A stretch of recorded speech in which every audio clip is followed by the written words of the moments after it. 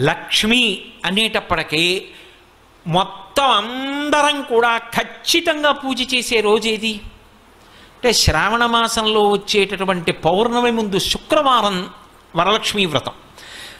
ఆ రోజు తిథితో సంబంధం లేదు, వారంతో సంబంధం. ఏ తిథి ఉంది, ద్వాదశి ఉందా, త్రయోదశి ఉందా, చతుర్దశి ఉందా, లేకపోతే ఏకాదశి ఉందా, పంచముందా, సప్తముందాతో సంబంధం లేదు. చివరికి వచ్చేస్తుంటుంది శుక్లపక్షం. పౌర్ణమి ముందు శుక్రవారం ఏమొస్తుందో ఆ శుక్రవారం నాడు వరలక్ష్మీ వ్రతం చేస్తారు. వరలక్ష్మీ వ్రతం చెయ్యడానికి అసలు ఈ వ్రతం ఉన్నది అని మొట్టమొదట లక్ష్మీదేవి ఎవరికి చెప్పింది? చారుమతికి చెప్పింది. తెల్లవారు లేస్తే మనం కథ చదువుతాం. చారుమతి ఆ మాటకు అర్థం ఏమిటి?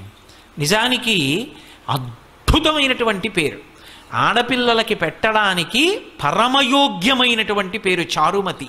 ఎంత చక్కటి పేరు! చారు అంటే సత్, మంచి